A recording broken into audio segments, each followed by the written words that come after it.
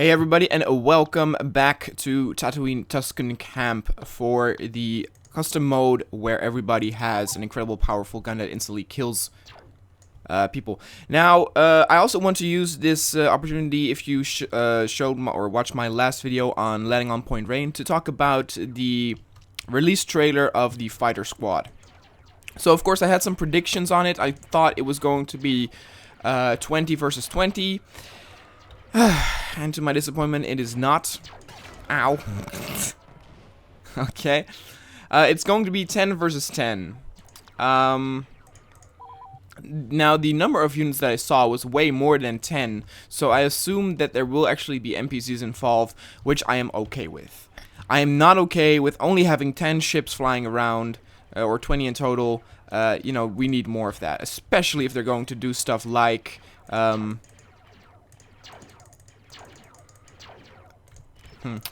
Especially if they're going to do things like the Battle of Endor. Even though I talk about space combat, I don't even know if it's actually going to be in there. It's going to be... I mean, the demo that they showed was actually from ground to air combat.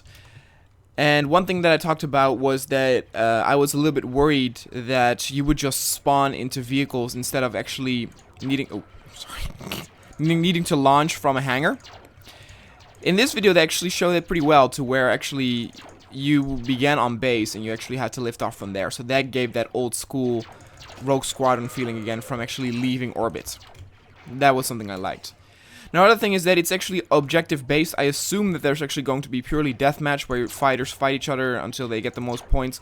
But they had to actually escort a transport, and that was very interesting. I assume, actually, if they do that, that you also get the scene from Hoth, where they have the rebel transports coming along, and hopefully they make it interesting to where you could actually use the ion cannon to take out the Star Destroyers for a moment, and that will actually create some strategy.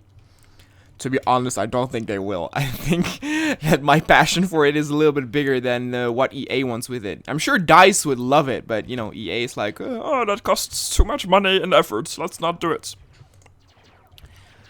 But yeah, what also was kind of cool is that if the X-Wing flew pretty close to the ground turrets would actually shoot at it, so that kind of gave a cool feeling of the Death Star surface. And all in all, even though I was a little bit disappointed by hearing the number of units that will be or playable, it was very chaotic, and I love the look of it. And I would actually say that this is probably the best feature I've seen so far of the new Battlefront. This might be the thing that I will play the most, because it finally gives me again that Rogue Squadron fix that I so heavily need. What I actually also hope is, since they have that co-op mode, where you get several missions that you can do together, I hope there will be co-op flying missions. They actually had that in the original... Actually, I don't know if it was the original Rogue Squadron for the GameCube, or if it was Rebel Strike. Yeah, I'm not too sure now. But anyway, that would be very cool.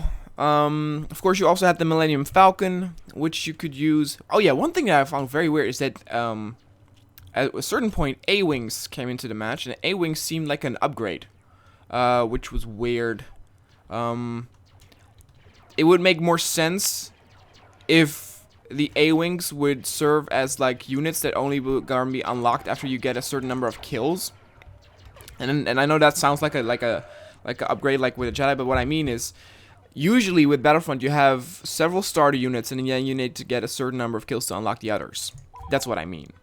And then of course you get the equivalent of a hero unit in space, and they get to fly the Millennium Falcon. That was actually very cool. Did a lot of damage there. And then at the very, very end, Boba Fett came along to actually join the party. All in all, I thought it looked gorgeous. I was very impressed by it. Just kind of disappointed with the number of players. However, like I said, if they actually have... all of the other units be NPC units, I am okay with it. What I want is that I want that chaotic battles, or those battles where, you know, they say, oh my god, it's a trap! And then fighters incoming, and then All those TIE fighters swing along like in the Battle of Endor. Oh, I want that. In case you didn't know, Battle of Endor is my favorite space battle of all time. Gorgeous music as well.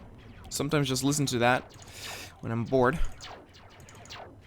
But yeah, so that was it. So, I know I started out a little disappointed, but in all honesty, I'm actually quite positive about the fighter squad thing that they add in Battlefront. I think that is going to be very, very cool, and I think that might be actually the thing that I will play the most.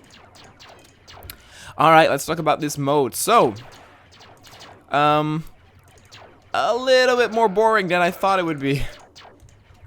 Basically, everybody has snipers. That's the whole deal. But I was hoping for a little bit more regular rate of fire. I guess they didn't do that to make it too, you know, overpowered. But basically what you get now is you stand still. Actually, you can also do it while walking.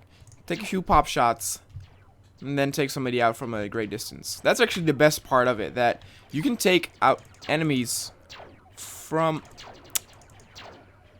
God damn it. Ow. Yep, that's what I mean. From any distance. That's the best part of it.